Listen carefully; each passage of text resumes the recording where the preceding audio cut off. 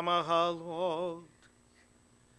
אסעין אל גרים, מאין יבוא עזרי. עזרי מעם אדוני, עושה שמיים וארץ. אל ייתן למוט רגלך, אל ינום שומרך. הנה לא ינום ולא ישן, שומר ישראל. אדוני שומרך, אדוני צלך, על יד ימינך. יומם כשמש לא יככם, וירח בלילה. אדוני ישמור מכל הרע, ישמור את נפשך. אדוני ישמור צאתך ובואך, מעתה ועד העולם.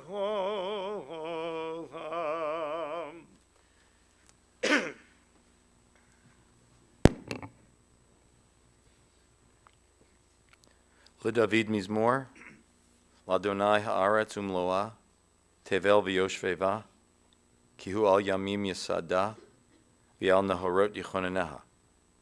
מי יעלה בהר אדוני, ומי יקום במקום קדשו. נקי כפיים וברר לבב, אשר לא נשא לשווא נפשי ולא נשבע למרמה.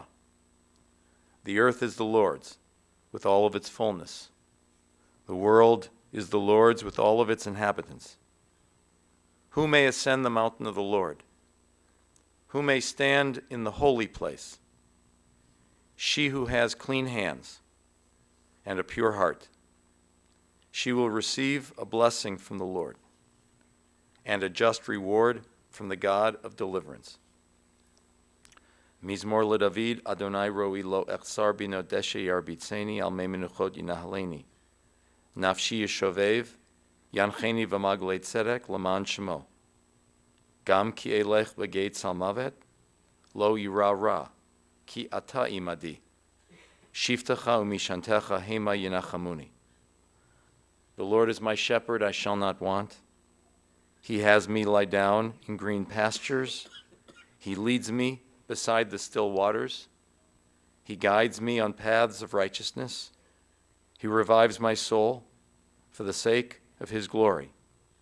Though I walk through the valley of the shadow of death, I fear no harm, for you are with me. Your staff and your rod, they comfort me. You set a table in sight of my enemies. You anoint my head with oil. My cup overflows. Surely goodness and mercy shall follow me all the days of my life, and I shall abide in the house of the Lord forever. It's a memory I'll always have. It's an annual memory that I have certainly around Rosh Hashanah and Yom Kippur. I'd get to the pulpit on Rosh Hashanah in the main sanctuary. I'd look out, and straight in front of me, and I guess you'd call it deep center field, were all the barons sitting in those last rows in the middle section of the sanctuary. It seemed like the entire Baron family, a whole row or two of all of you sitting together. And that was the key word, certainly to your mom. The word was together. Perhaps the most important word in your mother's life. She wanted her family together. She wanted you celebrating holidays together. Shabbat, the Seder, when the family outgrew the table, I understand you added another table as long as you could keep it all together. She encouraged that. She nurtured that. She made it possible. Eventually, she became one of the primary reasons for all of you to be together. A lovely woman, a sweet woman, a gracious woman, a patient lady, an encouraging mother, and a unifying presence for all of you. She sent out cards for anniversaries and for birthdays, for everyone, family and friends. She wanted to encourage the unifying moments of a person's life. Family vacations, more than once a year, to foster the sense of being together. Her goal was to include, and that means to include everybody. I don't know how many people think that way anymore, to include everybody. I understand she had her favorite grandchild. She would call her my favorite eldest female grandchild, my favorite eldest male grandchild, my favorite second oldest with dark hair grandchild, my favorite third oldest tall grandchild. Everyone was her favorite grandchild. She included everyone, and she remembered everyone, and that's what life was all about to her. She would only have positive things to say. This was her way. This is her way. That's how she expressed herself. And her way of doing things made you all feel loved, made you all feel wanted, made you all feel connected, and also made life fun. She had her way to make life fun. Make life fun. You know, in the Middle Ages, you see it in the old movies. You'd take a letter and you'd seal it. There'd be a personal seal at the bottom of a letter. Everyone had their own personal stamp, their own unique stamp. So did Rita. It was her red lipstick at the bottom of her cards. Lovingly pressed on cards or letters in the shape of a kiss, that was her seal. That's the way she wanted people to think of her at the end of a card, at the end of a message. That was her special way of saying, I love you, and we belong together. She'd been raised one of three, with two brothers, one who had passed away as a baby, one who passed away a few years back. She was close to her parents. She was very similar, I understand, to her mother in her optimistic nature and kind speech, and she would spend time with her mother in Florida. Rita met your dad, and very quickly they fell in love. They would spend their lives together. They would work together. They'd play together. They'd travel together. They'd do their errands together. He wanted to dote on her and buy her expensive jewelry. She didn't want it. Her joy and her value was in building the family. And not just having a family, but giving them love. You know, I used to tell your dad he reminded me of Dean Martin. He just did. Just some way he cared. Good set. I had a hair and the way he cared, he liked that. But he said, but if I'm Dean Martin, who's Rita? He didn't think Dean Martin had only one wife. I don't know what he thought about Dean Martin. So he and I decided he was much, much better off than Dean Martin. And I think that's true. Your mom and dad were very devoted to each other. They depended on each other and they trusted each other. They obviously respected each other. They worked together. And they had busy, busy lives together. He was the more animated. He was more extroverted, stronger personality, but she always exuded a softness that was very endearing and pulled people in a different way. For them, by each other's side is where they each wanted to be. They would socialize with other couples, play cards and bowl. She played mahjong with girlfriends, and she played all sorts of games with her grandchildren. Spoons. I don't know these games, but they sound interesting. 3/3 of a ghost. I have to learn that one. She would stop to be with her grandkids. She would shop with them. I know you had a great time with your grandmother. Marita, you'd call her. Gigi. You are, all of you, different personalities in one family. Your mom illustrated through her life the importance of love. Whatever life gave her, she gave love and kept giving it to the end of her life. Listen, she knew she had an older brother who died as a baby. She knew that bad things happen. She knew Sandy had his health issues. It modified their life at a certain point. They had to make adjustments. And of course, when your dad passed, joy left her in many ways. She could not duplicate that love. But she continued loving all of you. She was as organized as a person could be. She had lists of the things she would accomplish for that day and that week and that month, and she would get to each and every one of them. And it was all planned out. She loved preparing holiday meals, and in her organized way, she'd label the foods and calculate what order they'd be served and when. Thinking back to their courtship, a woman like her who was so very organized, who planned out important responsibilities several months in advance, you could just imagine how Rita would react to this man, Sandy, who would call and want to go out with her that night. She said no, he should know better, he should plan earlier. But I also understand he went to the clothing store where she worked in order to catch her eye and strike up a conversation, and then when it clicked forever. She attended Cleveland Heights High School and the Ohio State University. She was a smart woman. She was an informed woman. She was well-read. She read the newspaper every day. She enjoyed puzzles and word searches. I know you said in the family business she counted coins. She counted the coins from that day. But to her, the value of the family didn't need to be counted. It was priceless. This is Seder time. This is family time. This is the time when you're thinking of all the values that were so important to her and the togetherness that was so important to her. She was patient and she was gracious even in her final months and even in her final illness, and she died peacefully. You're all different, but you're all very loved by your mother, your grandmother. Your mom seemed authentic because she was. She seemed earnest because she was. And she saw you all grow up, and she must have reached special moments of satisfaction at this time of year in knowing how hopefully the Seder will continue with some theme of togetherness for your family. She lived with a good name, and she died with a good name. I want to call up Jamie.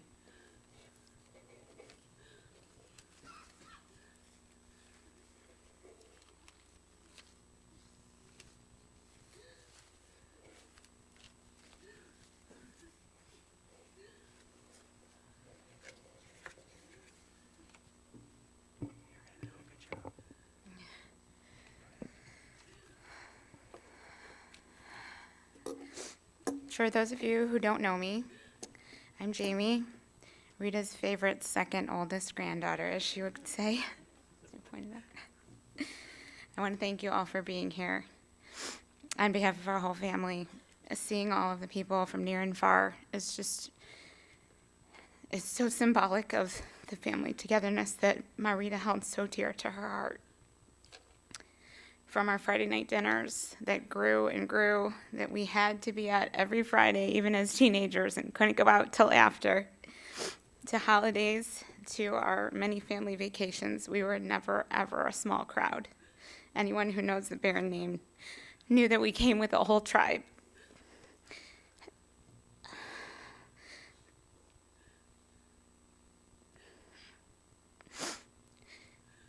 Keeping our family together was so important that even up until the days just before she passed, when her words became mumbled and really hard to understand, Rita looked me straight in the eye with her crystal blue eyes, and she said, "Jamie, after I'm gone,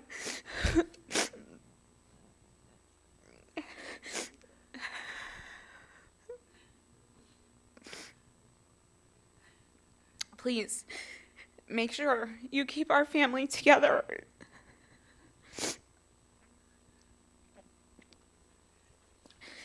So thank you again for joining us all together in honor of her memory. I know you've heard a lot of our collective memories from Rabbi Scoff. I thought of a few more last night as I was writing this, like how Rita cooked the best rib roast and taught all of the girls how to clean the bones. Her famous matzo balls and the best chicken soup ever. How to crack and enjoy stone crab claws. The best brisket in the universe. And then, of course, her sweets like kichel, Lady Locks, Klondike bars, Reese's Cups, and C's lollipops, just to name a few. So now that I have you all hungry, some other fun times we'll miss, like playing Spud in the backyard on Fairmount, playing marbles and spoons on the carpet in the living room, hours of Uno and dreidel with pennies, playing Pictionary. I know we'll all miss the phone call every birthday of Marina and Zadie both singing us Happy Birtle Daddle. Though I'm sure Aunt Lisa and Aunt Lori can carry on with that. Her lipstick kisses, like Rabbi mentioned, that not only sealed envelopes, but were pressed on her hands, and even all the great-grandchildren would ask her for their lipstick tattoos. I'm not a fan of reds, but I know there's a couple other women that can keep on with that. We'll miss her voice and her big bright smile. And though we'll miss all of these things, we'll also cherish the blessing of time that we had with her. She was a huge part of all of our lives, attending things like our plays, our sporting events, every graduation from preschool through college, near and far. They were there. Every Jewish milestone, all of our weddings, the births of our children. Marita loved us all so much, and she was never quiet about that. She had so much pride and joy in all of us. Her children, her grandchildren, and her great-grandchildren. Everyone lit up her face. Again, right up until the very end, she would look at us and say, "I love you more, and make sure you tell the kids how much I love them." Marita, although today we are drowning in grief, we all know that you're at peace. No longer waiting for your lovebird to visit you at the window, but instead standing right by his side, all polished up with no pain or suffering. You waited until both of your daughters arrived safely, and that you knew your son was on the road to better health. And then you decided that tomorrow was a good day to go home, which is what she told Aunt Lori and I late the night before she passed. Tomorrow is a good day to go home. I know we all wish that heaven had visiting hours, but instead we'll each hold a piece of heaven in our hearts as we remember you. I want to finish by reading this little card attached to a gift that Marita and Zadie gave to me so long ago. I don't even know how long ago, probably 30 years ago. And thankfully I have a little bit of that Barron trait of never throwing anything away. It sits on my dresser, and it has Marita's handwriting. "Dear Jamie, this is a special gift that you can never see. The reason it's so special is it's just for you from me. Whenever you are lonely or even feeling blue, you only have to hold this gift and know I think of you. You never can unwrap it. Please leave the ribbon tied. Just hold the box close to your heart. It's filled with love inside. Love, Zadie and Marita. I'll always hold this close to my heart. Rest in peace."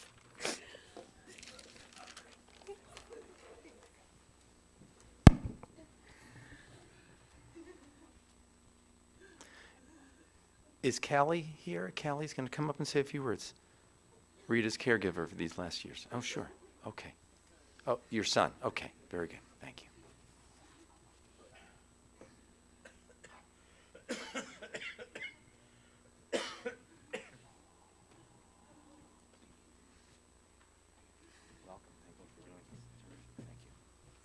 Good morning, family, everybody. How are you? Well, I know it's a difficult time. I had the pleasure of meeting Rita maybe 5 years ago. My mother was her caregiver. My mother took care of her for the past 5 years. And I personally remember the first time I met her. She treated me like she's known me my whole life. So I completely understand how you guys feel. Like you said, genuine. She was just a genuine person. And her loss affects more people than you guys may even know. I'm just going to read my mother's letter now. It says, "Good morning, sunshine. These are the first words I said to you every morning for 5 years. You always gave me such a big smile, and you left me with great memories. We used to go to the hairdresser, where I met some beautiful people who loved you. The birthday lunches with Shirley Girl, Norma, and Phyllis. I called all of you my golden girls. Our orange and strawberry freeze from Speedway. And I'll never forget the look on your face after I told you I had gotten another job. You said, 'No, I don't want you to leave me.' I've seen the sadness in your eyes, and I promised you I wouldn't. You said we were joined at the hip. You gave me a beautiful smile. Now we're separated, and you're joined at the hip with Sandy. Once again, with that beautiful smile on your face. I'm so happy for you, Sunshine, because I know you're at a place now and attached to a much better hip than mine. You made me a part of your family years ago, and I love each and every one of them. I told you during our conversations that I will always stay in touch with them. You gave me sisters, brothers, nieces, and nephews to add to my own family. And they loved my family like they were your own. You loved them like they were your own. You will be missed by them all. You helped me get through it when my husband passed, and I will always cherish that. I will miss you dearly. The face you gave me when they called me to see if I would get another client, you would tell them we were joined at the hip, and they need to stop calling. Well, Sunshine, you're in a better place now. You're pain-free with a smile on your face. I'm going to miss you physically, but you will always be in my heart. You're gone, but you will never be forgotten. You always said when we're out and about how we go places and I always know someone. Well, all my family, my friends, my coworkers, and everyone that you've met knows how much love that I have for you.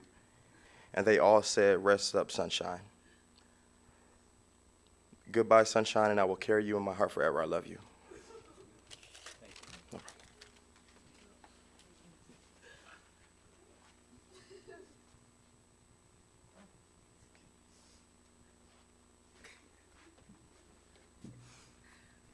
I had my son read because it's very hard, but I couldn't come up here without seeing my family.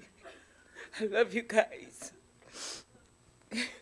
Bye, Sunshine. Let's rise for the memorial prayer.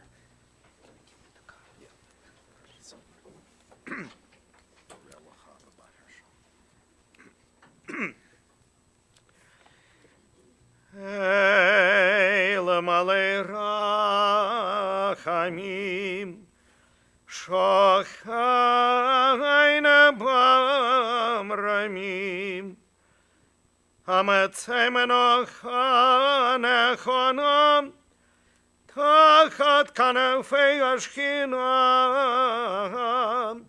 b'mahalot kedoshim adhorim, כזוהר הרקיע מזהירים את נשמת רלחה בת חרשל שגלחה לעולמה בגן עדן תהי מנוחתם. אנא בעל הרחמים אז תראה בסתר כנפיך לעולמים. ותצרור בצרור החיים את נשמתם, אדוני ונחלתם, ותנוח בשלום על משכבם, ונאמר Amen. May we remember all of the worthy and the righteous deeds that she performed while in the land of the living. May her soul be bound up in the bonds of eternal life. May she rest in peace. And we all say amen. Amen. Let's be seated.